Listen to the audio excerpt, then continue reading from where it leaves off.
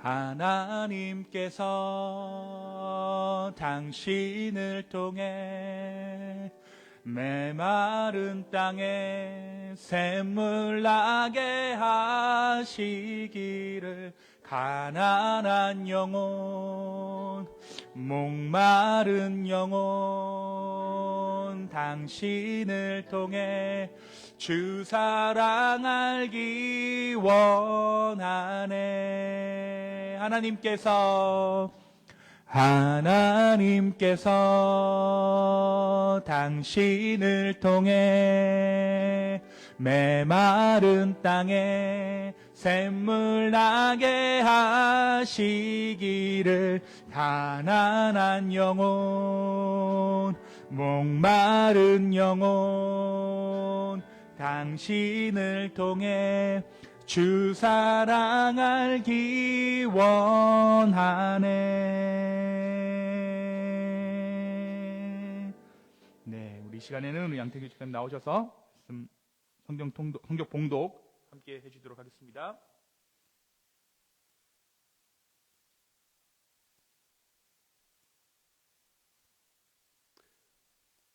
네, 오늘은 누가복음 15장 1절에서 7절입니다. 6절까지 함께 교독하시고 마지막 절은 같이 읽겠습니다. 모든 세리와 죄인들이 말씀을 들으러 가까이 나아오니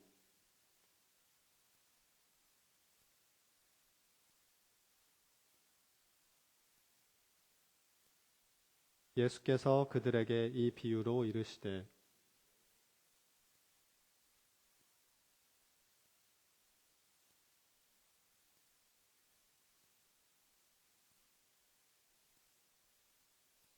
또 찾아낸즉 즐거워 어깨에 메고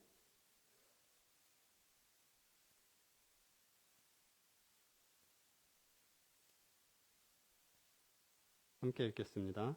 내가 너희에게 이르노니 이와 같이 죄인 한 사람이 회개하면 하늘에서는 회개할 것이 없는 의인 99으로 말미암아 기뻐하는 것보다 더하리라. 아멘.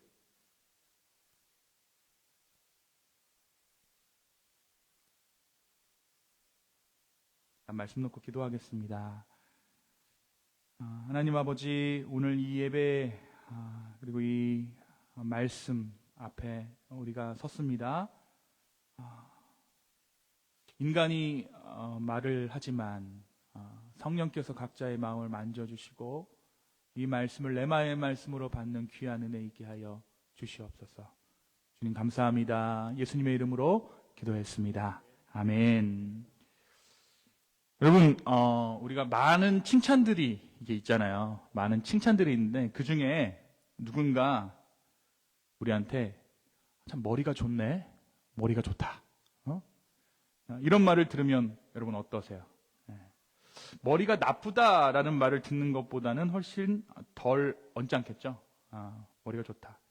그런데 이 흥미로운 거는요, 이 머리가 좋다라는 표현을 특별한 칭찬으로 받아들이는 문화가 한국 사회에 유독 강하게 나타난다는 사실입니다.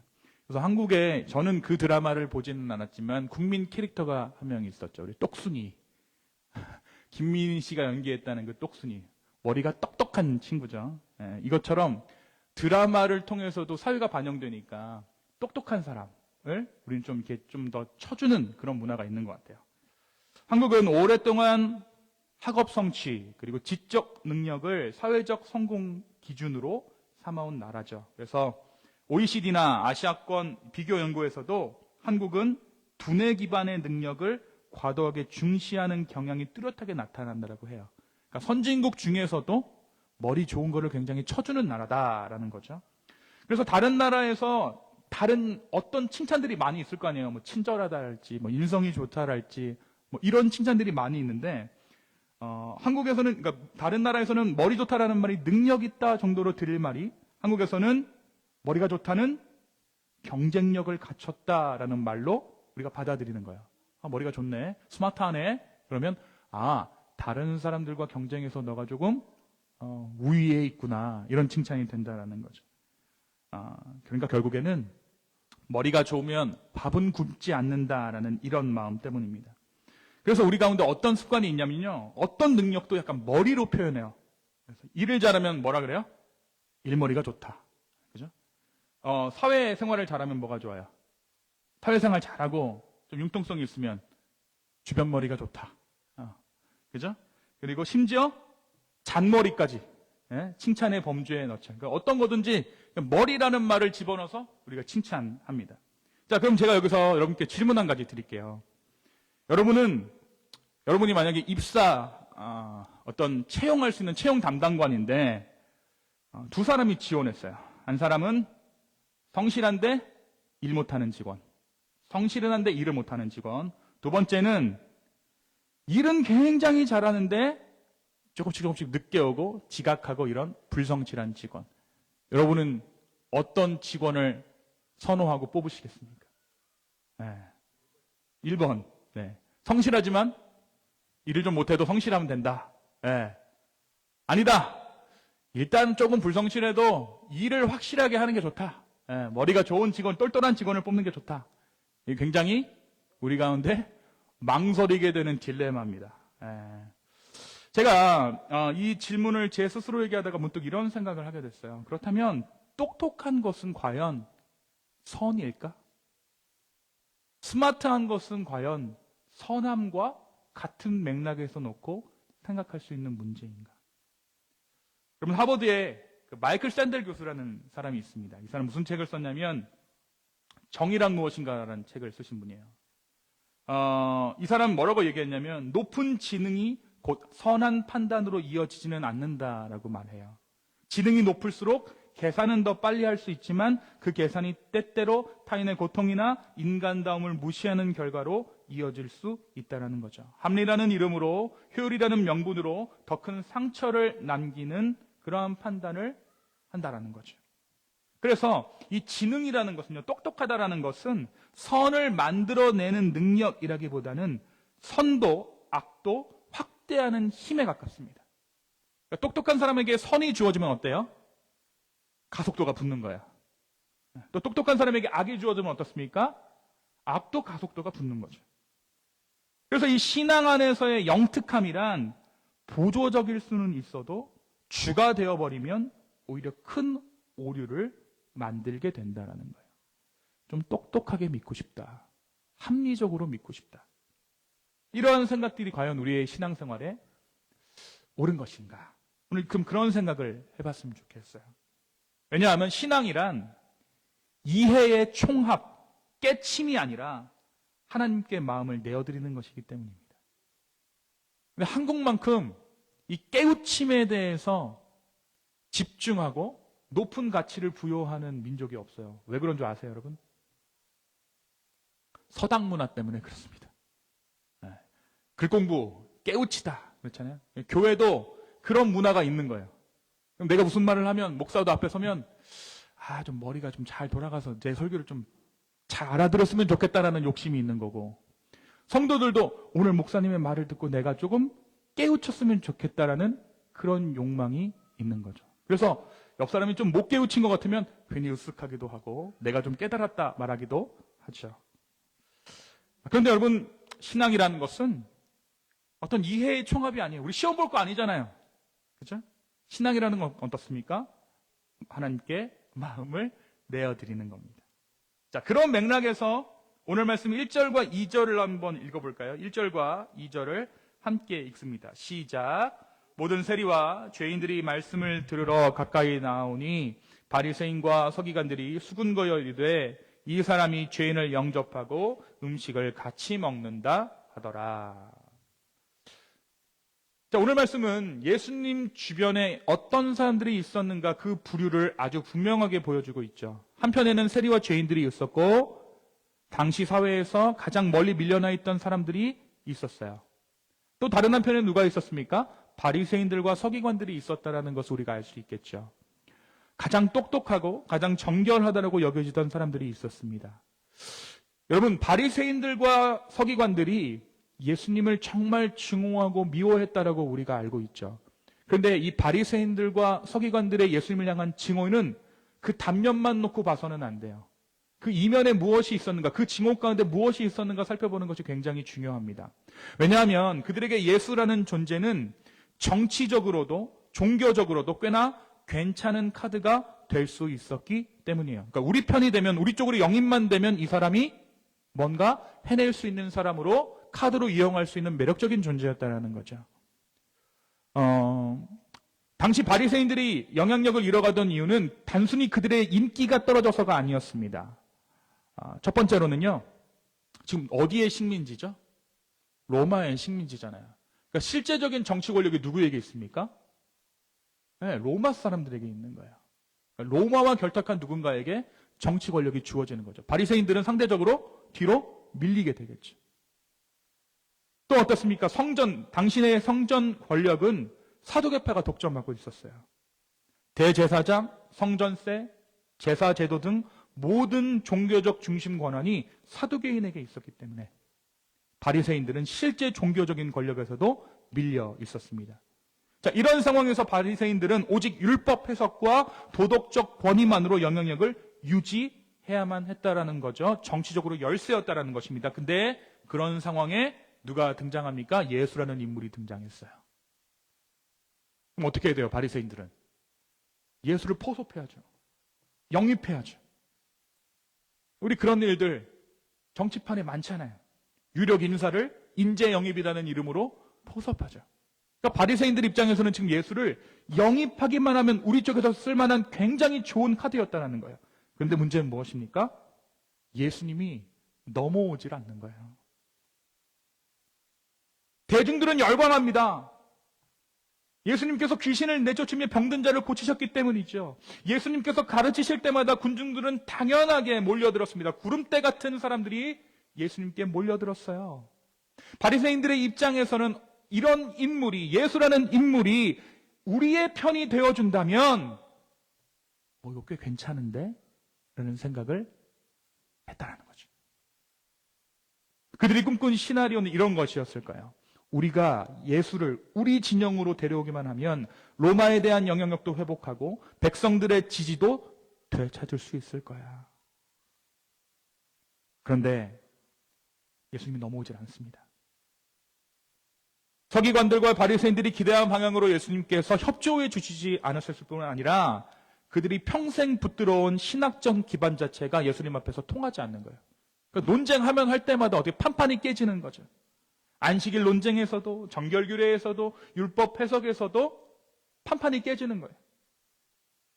그런데 사실 여러분 어떻습니까? 신학적인 논쟁, 이 정도는 바리새인들이 감수할 수 있었을지 몰라요. 어찌됐든 영입이 되면 어떻습니까? 상대방과 논쟁할 때 우리의 칼로 그들을 사용할 수 있기 때문이죠. 말 잘하는 논객이 우리 진영에 있으면 얼마나 좋습니까? 심지어 능력까지 있다면 얼마나 좋았겠어요. 그런데 바리새인들이 결정적으로 예수님과 함께할 수 없었던 이유가 있어요. 예수님이 가난한 자들을 포기하지 않는 거예요. 병든 자들, 유출병이 있는 환자들, 당시에 부정하다라고 여기는 사람들, 세리들, 이들과 예수님이 늘 함께 하는 거죠. 예수님이 어떤 진리를 가르치셨는가 보다 어떤 사람들과 만나고 어떤 사람들과 식사를 하셨는가가 바리새인들을 훨씬 더 불편하게 만들었다는 거예요. 예수님이 세리와 죄인들과 함께 자리에 앉는 이상 바리새인들은 예수님과 함께 할 수 없었다는 거죠. 왜 그럴까요? 그들의 신앙은요, 죄인과 의인을 구분하는 그 구조 위에 서 있었기 때문이에요.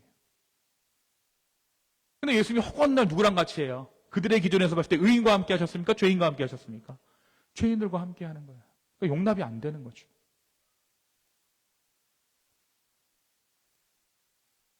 그분은 바리새인들이 세워놓은 경계선 안으로 들어오지 않으셨고 그들이 받아들일 수 없는 사람들, 세리와 죄인들의 자리로 가셨습니다. 결국 바리새인들이 예수님을 적으로 돌려세운 것은 이 부분 때문이었어요. 자, 그래서 오늘 말씀 2절에서 바리새인들과 서기관이 이렇게 말하죠. 2절 다시 한번 읽겠습니다. 시작. 바리새인들과 서기관들이 수군거려 이르되 이 사람이 죄인을 영접하고 음식을 같이 먹는다 하더라. 뭐 했대요? 수군거렸대요. 수군거렸다. 여러분, 우리 수군거릴 수 있습니까? 없습니까? 남편이 은퇴했어요. 삼식이가 됐습니다. 삼시세끼 끓여줘야 돼요. 그럼 뒤에서 우리 뭐 할 수 있어요? 수군거릴 수 있어요. 궁시렁거릴 수 있어요. 그렇죠?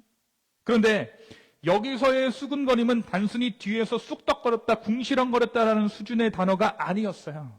원문을 보면요, 이 단어는 이스라엘 백성이 광야에서 하나님과 모세를 향해 불평하고 반발할 때 쓰이던 바로 그 단어를 누가가 채용해서 씁니다. 수군거렸다. 이 말이 뭡니까? 그러니까 마음 깊은 곳에서 끓어오르는 반감, 그게 수군거림이에요. 하나님의 방식에 대한 내부적인 저항, 받아들일 수 없다라는 강한 정서적인 거부, 그리고 하나님께서 하시는 일을 향한 영적인 반발, 이게 수군거림이었습니다. 누가가 이 단어를 굳이 사용한 거예요.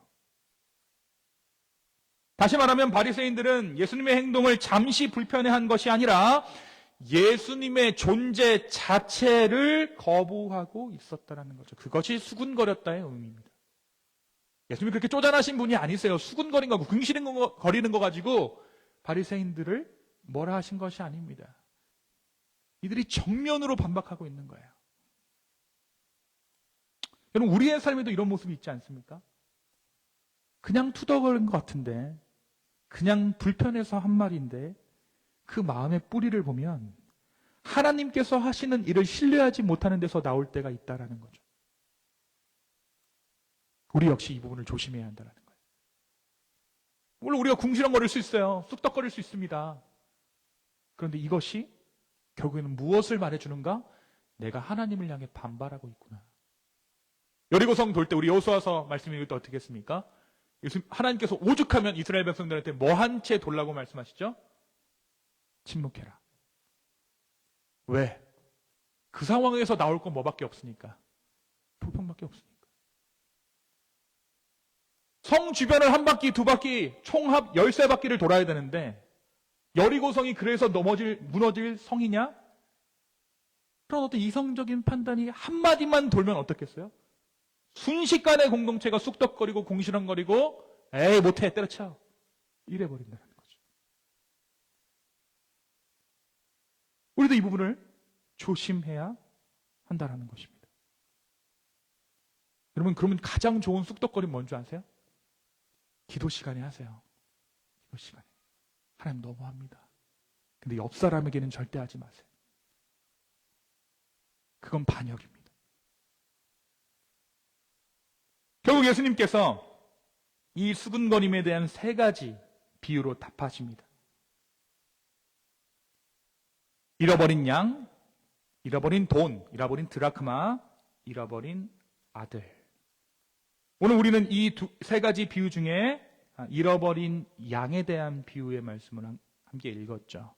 그런데 이 3가지 비유, 그런 한 가지 주제를 말하고 있어요. 그것은 바로 하나님께서 하나님의 마음을 어디에 두시는가. 여러분 한번 보세요. 하나님의 눈이 저 위에 있다고 생각하시죠. 저 위에 지금 하나님의 눈이 있어요. 근데 하나님 한 곳만 봐요. 여기서 그럼 누구를 보고 있을까? 하나님 누구를 관심 있게 보고 있을까? 가장 이 교회와 어울리지 않는 사람을 향해 하나님의 눈이 머무십니다. 우리가 보기에도 저 사람 원해서 나온 것 같지가 않은데, 교회와 어울리지 않는데, 야, 제대로 믿으려면 시간 꽤나 걸리겠다. 그런 사람에게 하나님의 시선이 머물고 있다는 거예요. 나도 어색하고 나를 보는 너도 어색한 바로 그 사람에게 하나님의 시선은 머물러 있다는 거예요. 하나님의 마음은 어디에 있는가? 하나님께서는 하나님의 마음을 어디에 두시는가? 바리새인들은 의인 99이 중심이 되는 하나님을 상상했죠. 율법을 잘 지키는 자, 깨끗한 자, 흠없는 자, 이것을 통해서 하나님께 관심받고자 했어요. 하나님 나 잘하고 있죠. 나 예배도 드립니다. 11조도 드립니다. 말씀도 이렇게 잘 읽습니다. 하나님 나 좀 봐주세요. 하나님 나에게 관심을 가져주세요. 나 이렇게 잘하고 있지 않습니까? 하나님 관심이 거기 없었다라는 거예요. 하나님의 마음은 잃어버린 자에게 있다라는 거예요. 아우 주일날 오기 너무너무 싫어 죽겠는데 겨우겨우 오늘 예배하는 들어온 사람, 그 사람에게 하나님의 시선이 머물러 있다. 아내가 오자니까 어쩔 수 없이 왔고, 시차 적응 안 돼도 죽겠는데 어쩔 수 없이 왔고, 어머니가 오자니까 어쩔 수 없이 온 그 사람에게 하나님의 시선은 머물러 있다는 거죠. 양을 한 마리 잃어버렸다는 사실 하나로 목자는 들판을 떠나 그 한 마리를 찾아 나선다. 동전하나를 잃었다는 이유 하나로 여인은 밤새 등불을 켜고 온 집안을 뒤집어 찾습니다. 여러분 기름값이 더 나와요. 아들이 집을 떠났다는 사실 하나로 아버지는 매일 문 밖을 바라보며 들어올 날을 기다립니다. 아들이 왜 들어옵니까? 집 나갔는데. 그 나이 때 들어온다라는 게 감정 소모죠. 근데 예수님은, 하나님은 거기에 시선을 두고 계신 거예요. 나는 그들 곁에 있는 것이 당연하다. 나는 잃어버린 자와 함께 있는 하나님이다. 바리새인과 서기관들, 그들의 수군거림에 대한 예수님의 응답은 율법적인 논쟁도 아니고 정치적인 설명도 아니고 종교적인 해명도 아니었습니다. 딱 한 가지, 단 하나의 선언이죠. 나의 관심은 의인 99이 아니라 잃어버린 하나에 있다. 여러분, 잃어버린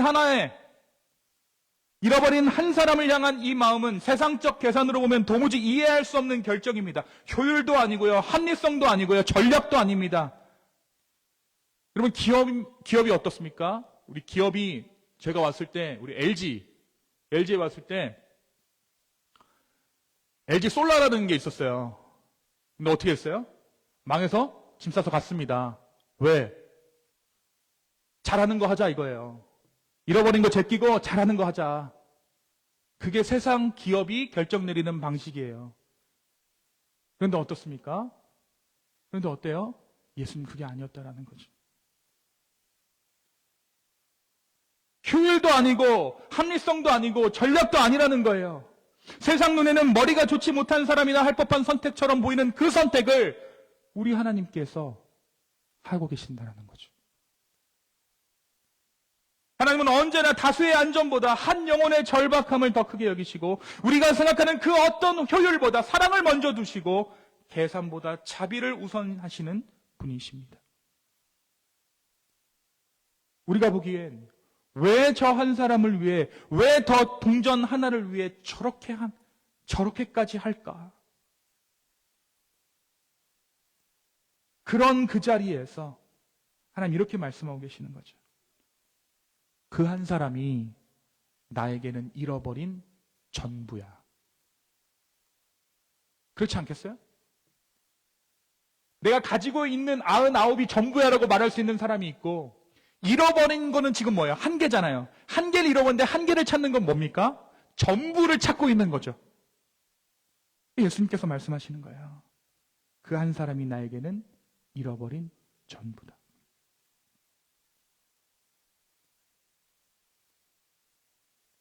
의인 99을 보호하는 것이 더 중요하다라고 생각했던 바리새인. 종교적인 질서를 지키는 것이 더 중요했고, 거룩함의 테두리를 유지하는 것이 더 안전하겠다고 여겼던 그 바리새인들에게 예수님께서 이렇게 말씀하고 있는 거예요. 이 헛똑똑이들아. 사랑하는 여러분, 하나님께서는요, 세상적 기준으로 효율적인 선택을 하지 않으시는 하나님이세요. 하나님은 사랑을 먼저 택하십니다. 그리고 그 사랑은 언제나 잃어버린 하나를 향하고 계세요. 바리새인들 입장에서 이게 이해가 안 되는 거죠. 그들의 머리로는 도저히 설명할 수 없는 그러한 사랑이에요. 그런데 하나님 나라에서는 이 비효율적인 사랑이 가장 탁월하고 가장 강력하고 가장 완전한 지혜인 줄로 믿습니다.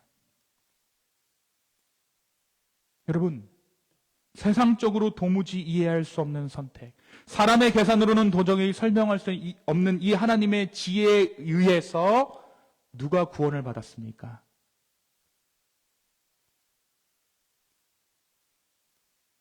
인간 조금 구원하겠다고 신이 죽는 게 말이 됩니까, 여러분? 그 사랑을 누가 하셨어요? 그 사랑의 최대 수혜자가 누구입니까? 저와 여러분이에요. 우리도 한때 길을 잃었던 어린 양이었습니다. 우리가 잘나서가 아닙니다. 우리가 의로워서가 아닙니다. 우리는 잃어버렸던 자들이었어요. 하나님으로부터 멀어져 있었고 스스로는 절대 돌아올 능력이 없었던 존재입니다. 그런데 하나님께서 비효율적이라 비난받을 그 길을 선택하셨어요. 99을 두고 우리를 찾아오셨습니다. 우리가 어디에 있었든, 얼마나 멀리 떨어져 있었든, 얼마나 어두운 곳에 숨어 있었든 하나님께서는 기꺼이 등불을 켜고 집을 뒤집어 엎으시는 여인처럼 99마리를 두고 어린 양 한 마리를 찾아 떠나는 그 목자의 심정으로, 아들이 집을 나갔을 때 그 문 밖에 서서 아들을 내내 기다리는 그 아버지의 심정으로 우리를 찾아오셨다는 것입니다. 그래서 저와 여러분이 여기 앉아 있는 거예요. 그럼 교회는요, 여러분? 우리가 지난 주일에 결산을 하고 예산을 세웠는데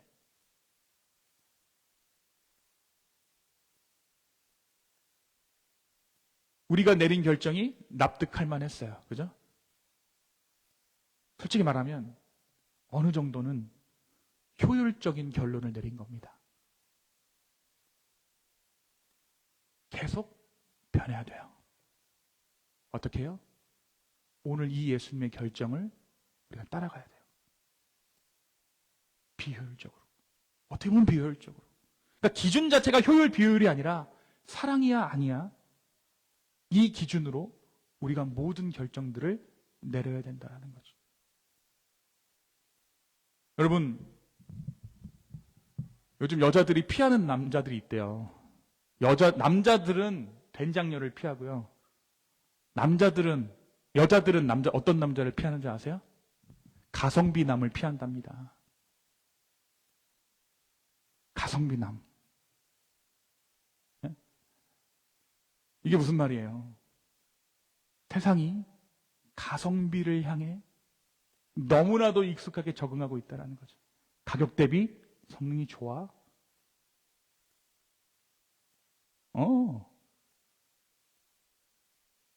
여러분, 사실 예수님은요, 이전부터 이와 같은 복음의 본질을 예수님을 따르던 수많은 무리에게 하신 바가 있죠. 바로 우리가 지난 주일에 함께 나눴습니다. 예수님께서 자신을 따르던 수많은 사람들을 향해 뭐라고 말씀하시냐면, 야, 먼저 계산하고 쫓아와. 그리고 누구든지 나의 소유를 버리지 않으면 능히 내 제자가 될 수 없어라고 말해요. 여러분, 정치인의 생명은 뭡니까? 사람이에요. 표입니다. 만약에 예수님께서 정치적인 야망이 있었으면 그 사람들 다 끌어야 안아야 되는 거예요. 근데 예수님 뭐라고 말씀하세요? 걸러내신 거예요. 다 집에 가. 계산해보고 따라와. 예수님의 목적이 영향력이었다면 이렇게 하시면 안 되죠. 오늘 말씀도 그렇습니다. 오늘 말씀에서도 예수님은 99마리라는 더 많은 규모의 무엇을 과감히 뒤로 하고 잃어버린 한 마리의 양을 찾아 떠나는 목자의 모습이 하나님 나라라고 말씀하고 계시는 거예요. 그리고 결국 그 목자가 그 잃어버린 한 마리를 찾자 주변의 모든 사람들을 불러 모으고 뭐 했습니까? 잔치를 벌입니다. 물론 여기 배경에 여러 가지 이야기들이 있어요. 100마리가 채워져야 온전한 하나로 인정받을 수 있었다라는 당시의 어떤 문화가 있었다라는 해석도 있습니다. 근데 그런 걸 다 차치하고 나서 이 한 마리 찾으니까 이 주인이 너무 기쁜 거예요. 왜요? 잃어버린 전부를 찾았잖아요. 죄인 한 사람이 회개하면 회개할 것 없는 의인 99으로 말미암아 기뻐하는 것보다 더하리라. 여러분, 오늘 우리에게 예수님께서 도전하고 계십니다.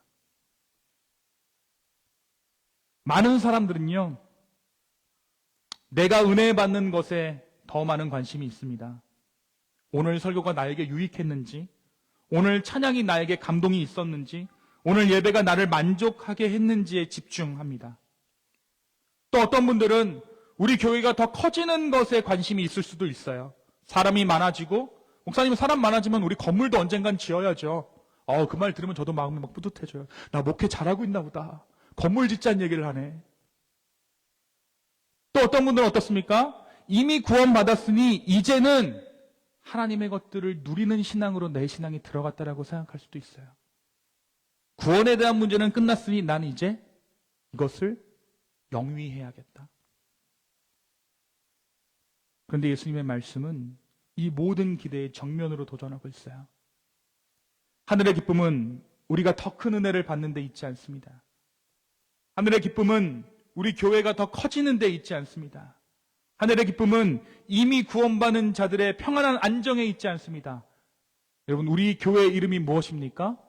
기쁨의 교회예요. 그럼 하나님의 기쁨은 어디에 있습니까? 잃어버린 한 영혼을 찾는 그곳에 하나님의 기쁨이 머문다라는 거예요. 세상 비효율적인 것에 하나님의 기쁨이 있다라는 거죠. 우리가 아무리 뜨겁게 예배해도, 우리가 아무리 많은 성도를 모아도, 우리가 아무리 많은 축복을 누려도, 아무리 훈련되고 헌신돼도 하나님 나라의 기쁨은 항상 아직 돌아오지 않는 한 사람을 향해 있다라는 거예요. 이 말씀 우리에게 이렇게 묻고 있는 것입니다. 그렇다면 너는 무엇을 기뻐하니? 너가 속한 공동체가 어느 방향으로 나아갔을 때 너는 그 공동체를 납득하고 너의 공동체로 인정하겠니? 너의 기쁨과 나의 기쁨은 같은 방향을 바라보고 있느냐? 너희는 99의 자리에 머물고 있느냐? 아니면 하나를 향한 하나님의 마음으로 나아가고 있느냐? 여러분, 꼭 믿지 않는 자뿐만이 아닙니다. 오늘 우리 중에도 길을 잃은 어린 양이 있어요.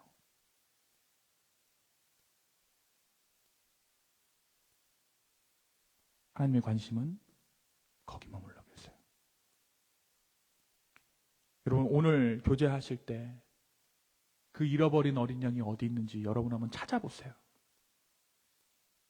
그리고 그를 위해 기도해 주세요.